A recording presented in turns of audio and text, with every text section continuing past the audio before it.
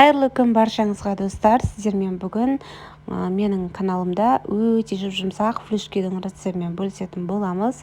Достар, менің каналыма тіркеліп алып, лайк басып, қоңыраушаны басып кетуді ұмытпаңыздар. Алда менен керемет рецепттер күтіңіздер.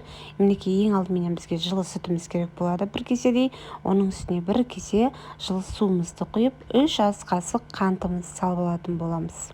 Және де үстіне 10 грамм дрожжымызды салып алатын боламыз. Барлығында жақсылап араластырып алатын боламыз. Сонымен қатар үстіне міндетті түрде електен өткізілген ұнымызды салып, блинчиктің көлемінде, яғни сұйық масса дайындап алатын боламыз. Бізге бұл жерде апара дайындап аламыз ең алдыменен. Осылай қатты қою қылып жүрмеңіздер, сұйық масса дайындап аламыз. Көріп тұрғандарыңыздай, енді осы апарамызды 15-20 минутқа бетін жауып қалдыратын боламыз. Мінекей, бізде 15-20 минут өтті. Көріп тұрғандарыңыздай, біздің апарамыз қоюланып, тығызданды. Яғни бізде апарамыз дайын деген сөз. Енді осы апарамыздың үстіне жарты ас қасықтай тұзымды салып алдым. Және де жарты кеседей сұйық май құйып аламыз. Сонымен қатар өз қалауларыңызша ванильный сахар қолдансаңыздар да болады. Біріншіден дәмін ерекше етеді, және де бір дана жұмыртқа қолданатын боламыз. Енді осы жерде барлығында жақсылап араластырып аламыз.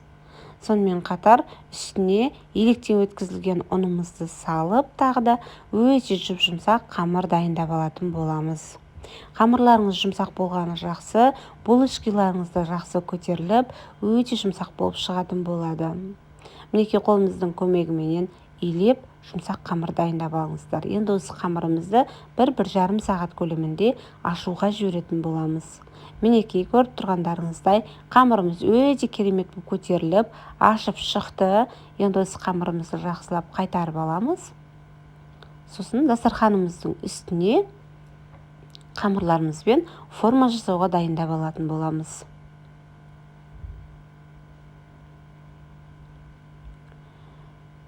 Видеода көріп тұрғандарыңыздай, қамырларымызды майды бөліктерге бөліп, осылай домалақ-домалақ пішінде етіп, жаюға дайындап қоятын боламыз.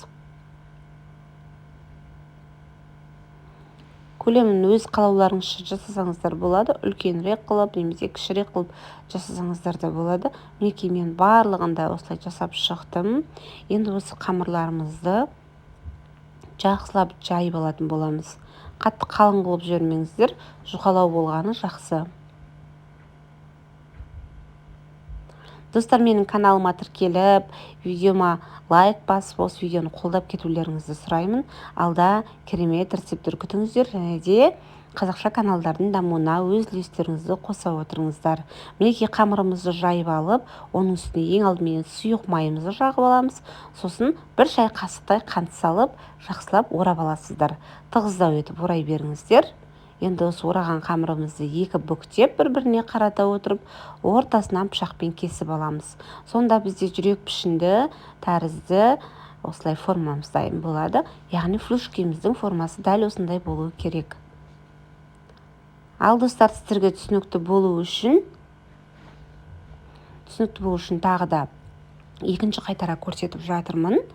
Дәл осылай жасап қайталай беріңіздер. Ешқандай да қиындығы жоқ. Жасап көріңіздер. Енді осы булочкаларымызды барлығында жақсылап түйіп, дайындап алғаннан кейін табамызға орналастырып алатын боламыз.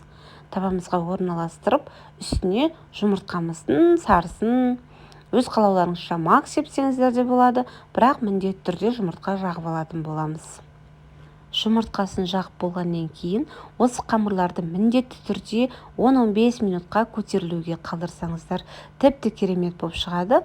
Мінекей, достар, мен қамырымды көтеріп алдым. Енді осыны 220-200 градуста 15-20 минутта пісіріп аламыз. Өте жұмсақ әрі керемет болып пісті. Мен отбасыма қатты ұнайды. Жасап көруге сіздерге де кеңес беремін, достар. Менің каналыма тіркеліп алыңыздар, қоңыраушаны басып, лайк басып кетуді ұмытпаңыздар. Назарларыңызға рахмет. Алда менен керемет рецепттер күтіңіздер.